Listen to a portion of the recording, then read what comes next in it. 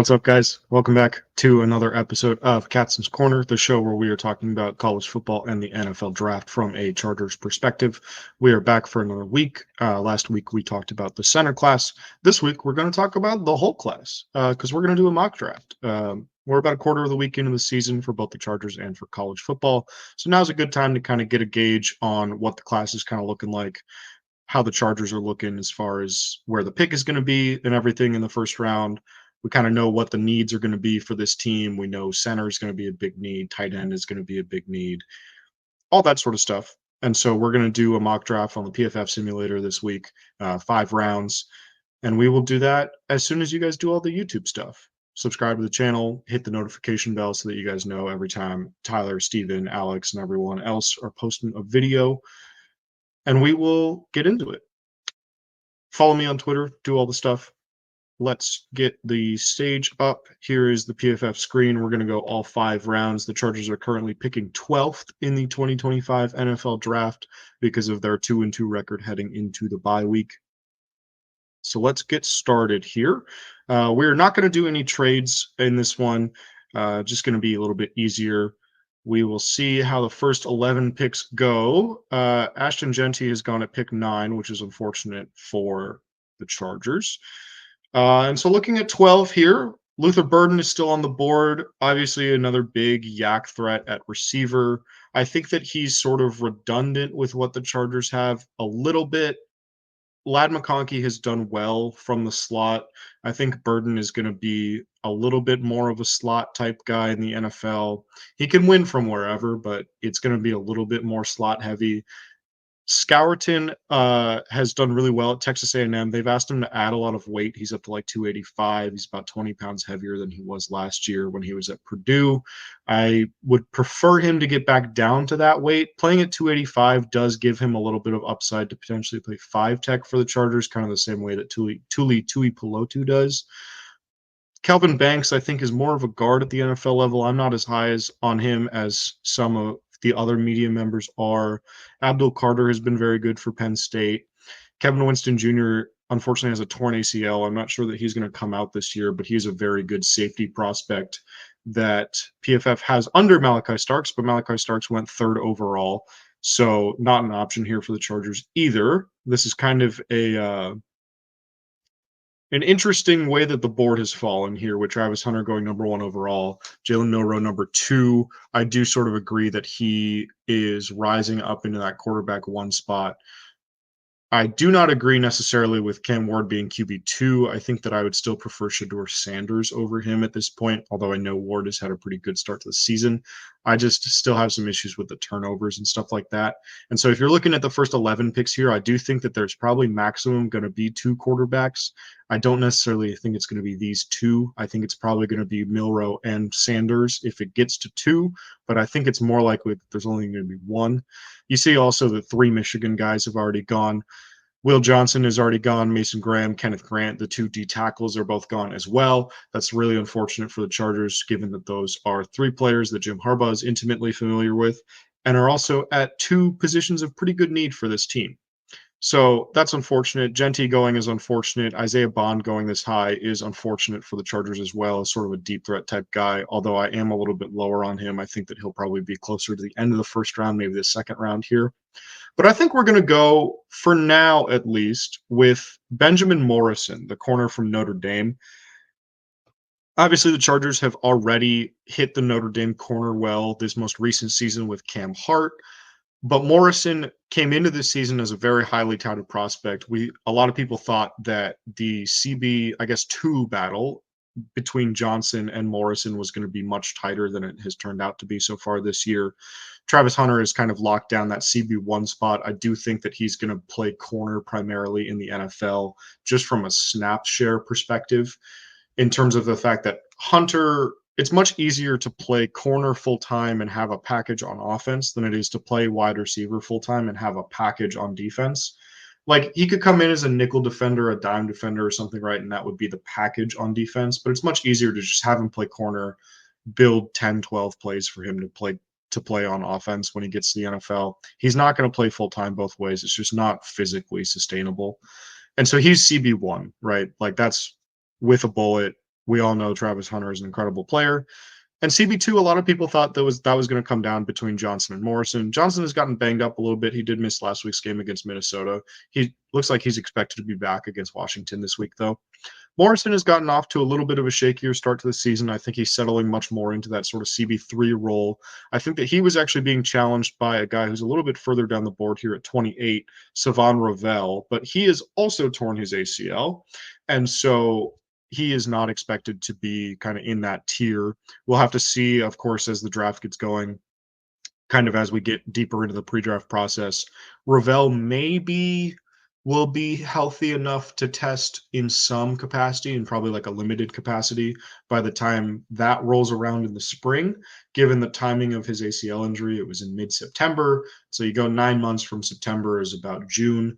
So he should be fully healthy by the time he starts his rookie season, but he may not be healthy enough to test. There may be some limited testing that he can do, but that's going to affect his stock quite a bit. And so I think that helps Morrison out a lot, moving up the board here. Takario Davis is another corner that I like, 6'4", really physical guy. But I'm going to go with Morrison here. We addressed corner.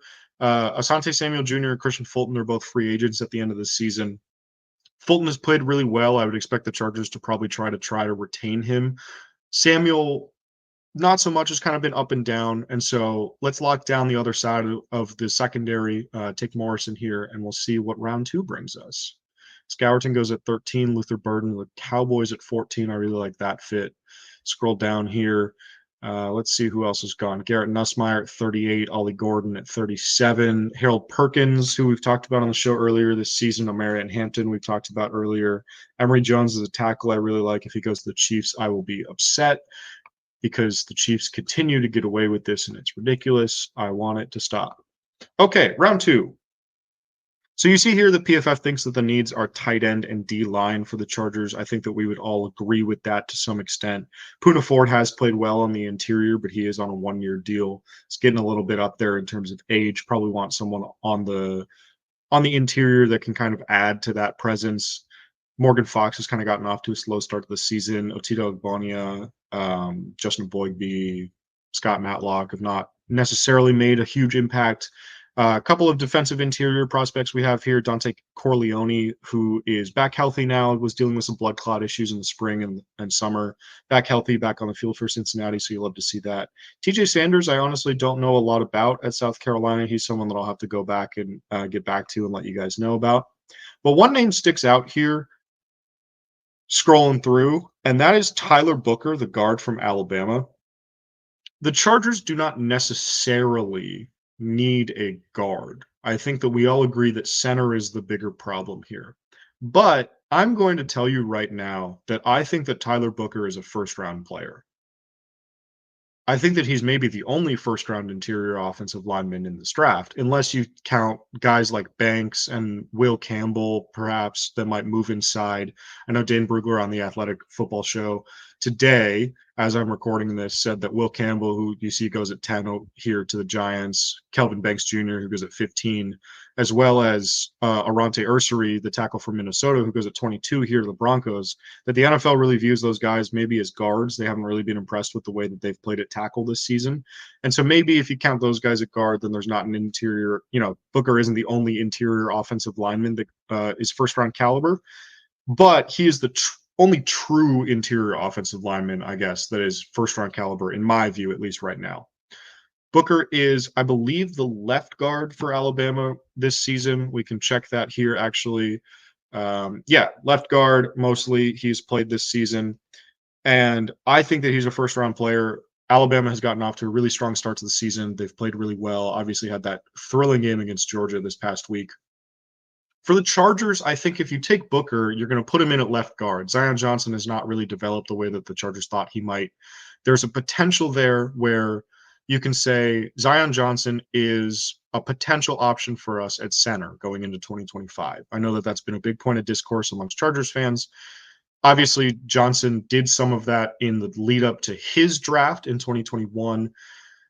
at the Senior Bowl and a little bit in the pre-draft process, played a little bit of center just to show teams that he had the versatility to do it. Has not been asked to do it since he got to the NFL. He is not going to be asked to do it in the middle of the season as much as he's struggling at guard, as much as Bradley Bozeman is struggling at center. They're not going to make that switch in the middle of the season. That's just too complex of a move to make. But with a full off season, and with Johnson still under contract for, I believe, one more year plus the fifth year option, you do have some potential to say, okay, we're going to try Zion at center, maybe bring in another vet to sort of compete with him in that spot. And we need a guard then because we're going to move Zion over because it's not working at guard. And if you do that, you can take Booker and you can plug him in at left guard. He perfectly fits with the run first identity that the Chargers want to have. He fits well with the offensive line that the Chargers have already installed with Rashawn Slater and Joe Alt as kind of the bookends at tackle. Booker is not someone that anyone is ever going to book as a tackle. He has played a little bit of tackle for Alabama this season, but that's sort of just been like as needed.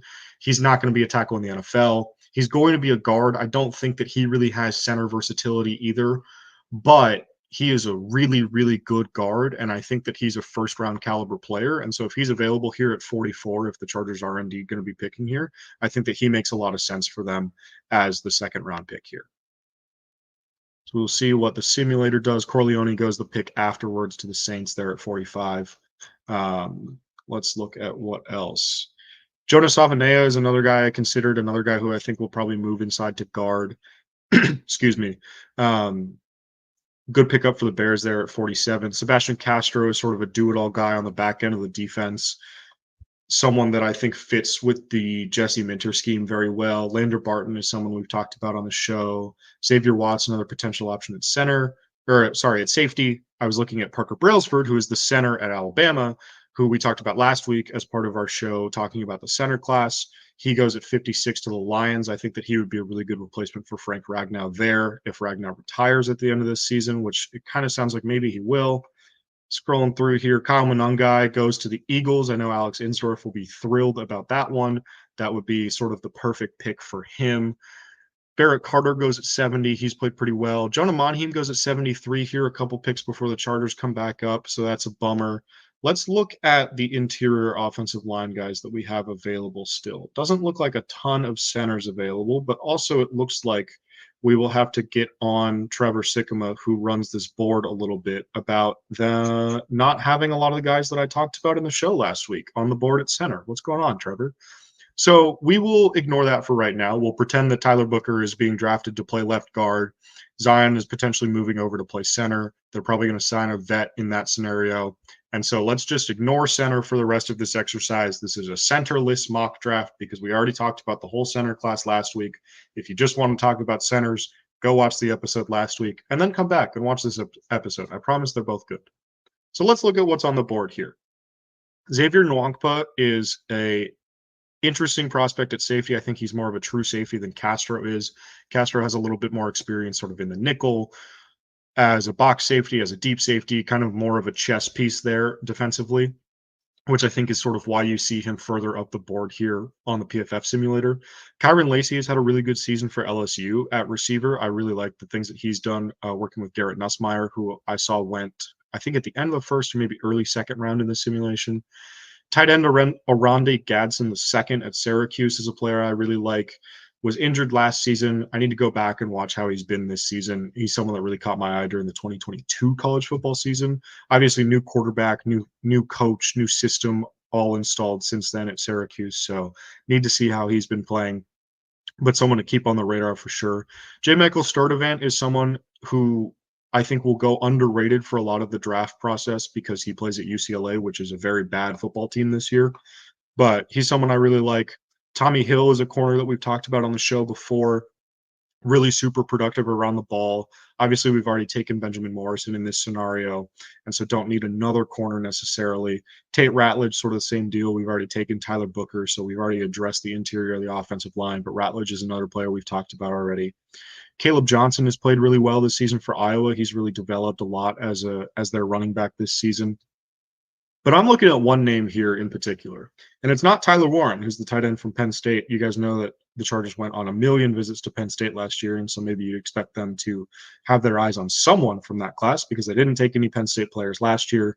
Maybe they were there for someone else that's coming out this year, whether it's Warren or Abdul Carter or Nick Singleton or whoever it may be. But no, I'm looking at Harold Fannin Jr., the tight end from Bowling Green.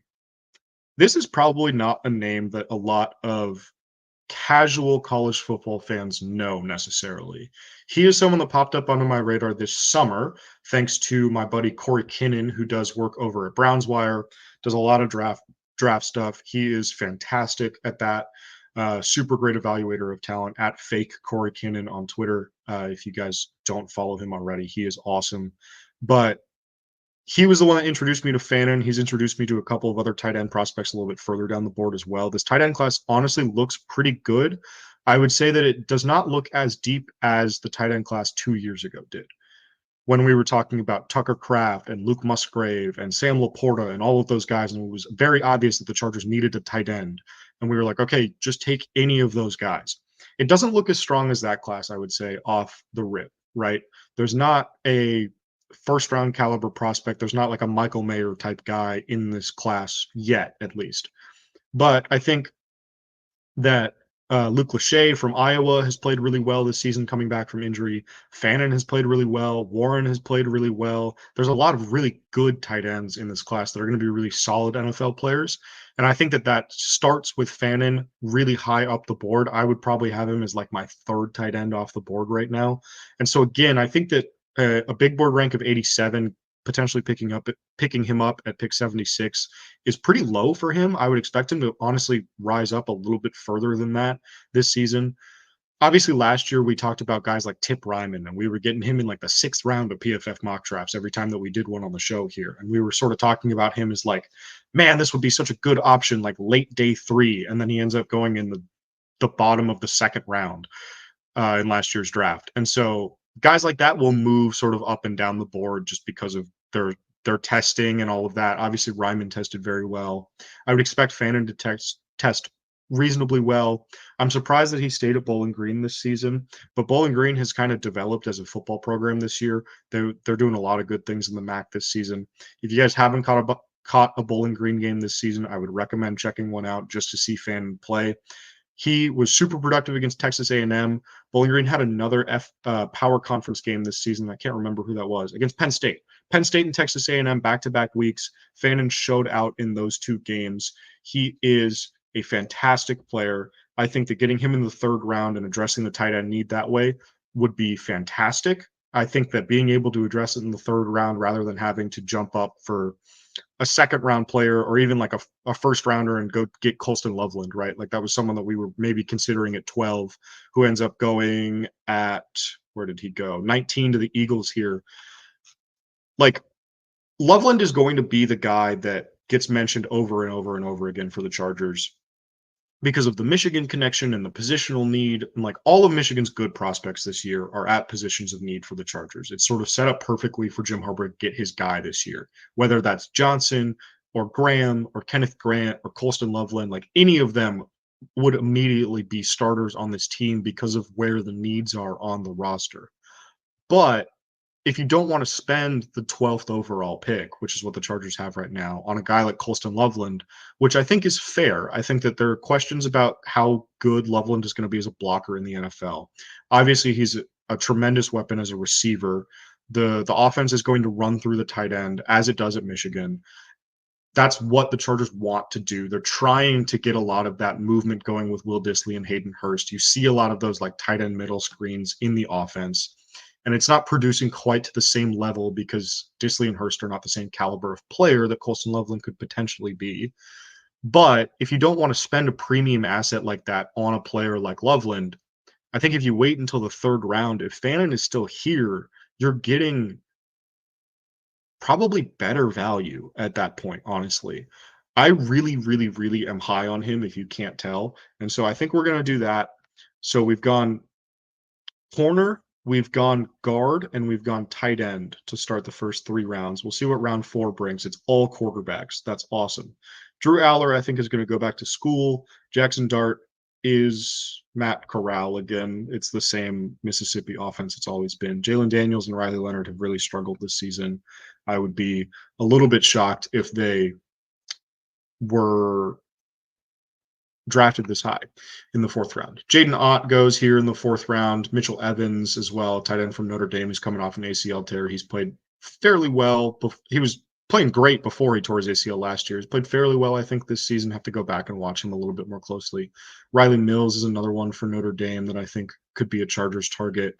A lot of tight ends off the board. Oscar Delp comes off here. Gunnar Helm is a great blocking option. I think he's going to be someone who you hear connected to the Chargers quite a bit this season. Let's see. Caleb Johnson goes. Tommy Hill goes to the Patriots, as we talked about. J. Michael Sturdivant there. Trevor Etienne goes to the Giants, a couple picks before us here. Let's scroll down a little bit, get out of quarterback land here. Excuse me. Not hydrated enough for this draft.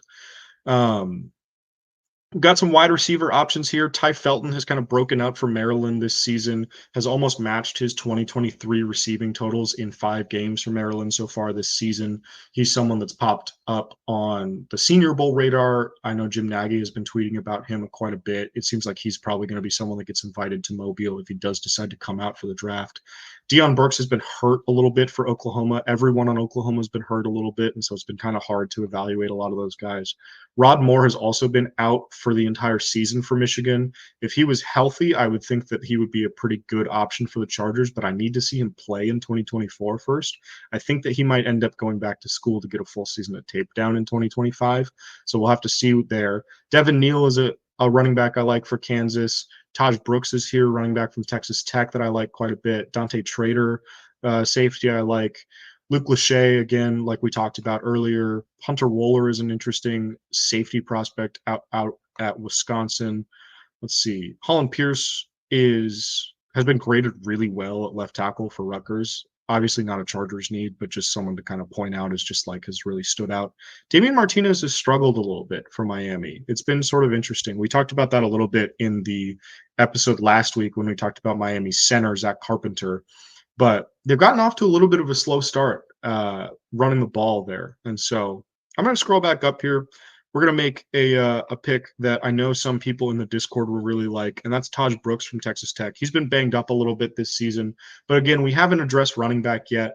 J.K. Dobbins has been obviously great for the first 2 games, then it sort of like leveled out a little bit for these last 2 games in the Chargers' 2 losses here. And Gus Edwards has not been fantastic. I think that we are seeing a player that's working back from off-season surgery a little bit still. And so we'll have to see if Edwards picks it up a little bit. But if he doesn't, the Chargers are going to need a second back or potentially a first back next to Dobbins. Obviously, someone that you want to take on as the long-term option for the Chargers backfield. I think that Brooks would be able to fill that role. He's been playing well when he's been healthy, had a great 2023 season. I think in the 4th round in a strong running back class like this, that's a pick that I'm more than comfortable with. See, Ty Felton goes the pick right after us. So it seems like every time I mention a guy first, he's the next pick to go. Noah Fafita goes the pick right before us. That's interesting. He's very small, but he's a lot of fun to watch. I really enjoyed Noah Fafita. Let's see here. Anything else notable? Jabbar Muhammad going at the end of the 4th. I think he's more of like a pure slot corner in the NFL just because he's not very big.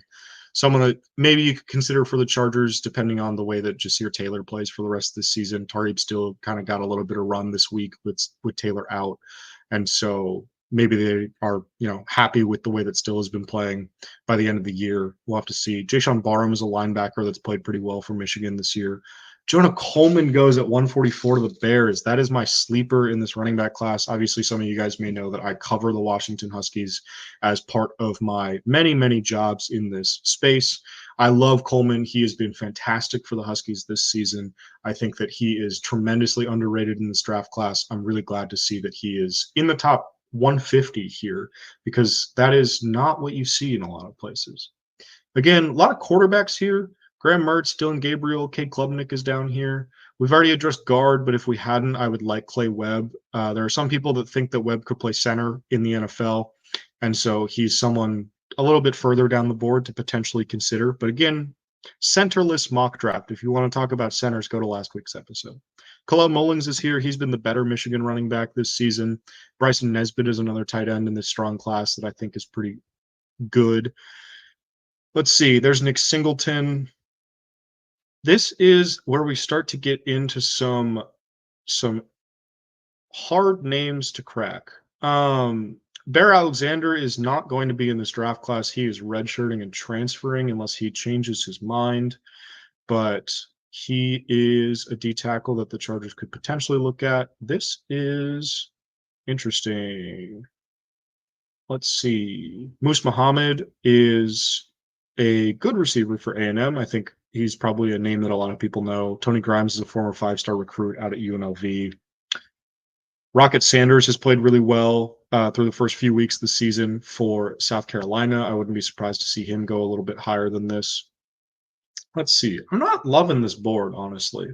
I think that maybe we will go. Let's see.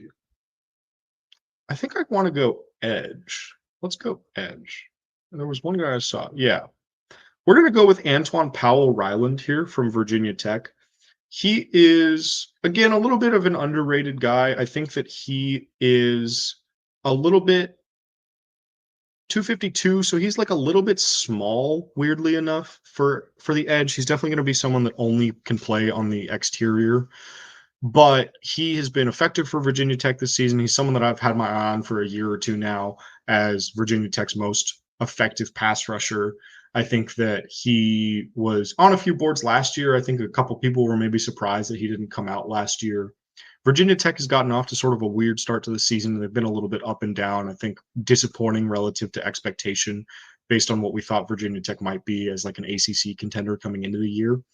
But as a rotational edge, Bud Dupree, I think, has played well for the Chargers, but you're going to need a fourth guy in that room long term, probably. And then also just planning for Joey Bosa and Khalil Mack's sort of like age-related decline. We've already seen some of that with Bosa getting banged up again. Khalil Mack is taking rest days for the first day of practice every week. And so getting some younger bodies in there that maybe aren't necessarily as seasoned as Bud Dupree is, where Bud Dupree has been in the league for the same amount of time that Mack and Bosa have been. And so you're getting fresh legs in there, but they're only so fresh, right? Versus getting a 22, 23, 24-year-old in there sort of next to Thule as a guy that could maybe develop into a really key player for the Chargers. I think in the 5th round, that's a reasonable thing to take. I'm happy with Powell Ryland there.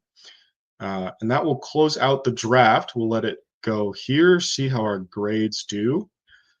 PFF has not historically been very kind to me grading wise, especially on the show, but we'll see how it goes. They want me to draft Dante Corleone in the 2nd round instead of Tyler Booker, and so they gave me a C for that one. That's rude of them. Bottom 22% of Chargers draft. Yeah, this is what I'm talking about. They don't like me. And so again, you see here, we went Morrison in the 1st round, Tyler Booker in the 2nd, Harold Fannin 3rd round, Taj Brooks 4th, and then Antoine Powell Ryland 5th. I think that despite PFF's grading of my draft, I think that this is a good balance of need for the Chargers. Obviously, we talked about there's going to be a need at corner with Asante Samuel and Christian Fulton both hitting free agency. There's going to be a need on the interior of the offensive line. How they want to shuffle it is going to be one of the stories of the offseason, whether they decide that they're going to go get a guard or go get a center out of this rookie class.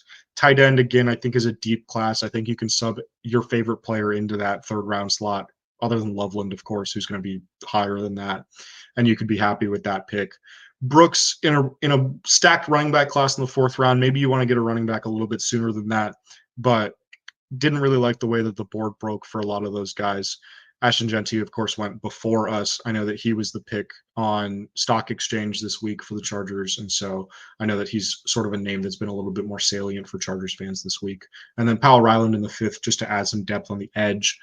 Not really familiar with a lot of the interior defensive line guys in the 5th round that were available there, and so wanted to go a little bit away from those guys so that we had a little bit more to talk about. So PFF doesn't like it, but I hope that you guys liked it. That will do it for this week's show. Hope you guys enjoyed. As always, we will be back next week to talk about some more prospects, talk about some more happenings in college football, talk about all that sort of stuff. Make sure you guys, again, do all the YouTube stuff, subscribe to the channel, hit the notification bell. Go follow me on Twitter at Alex Katson, the way that you see it spelled on the screen. I'm going to be starting draft prep up here in a couple of weeks as we get into October. Now we've got a 4 or 5 game sample for a lot of these guys. So really exciting time of year, starting to get some prelim evals on these guys. Really excited to see how this class shakes out and really excited to see what the Chargers do. Let me know what you guys think. Send me your mocks in the comments, on Twitter, wherever you'd like to send them. And I will see you guys next week. Bolt up.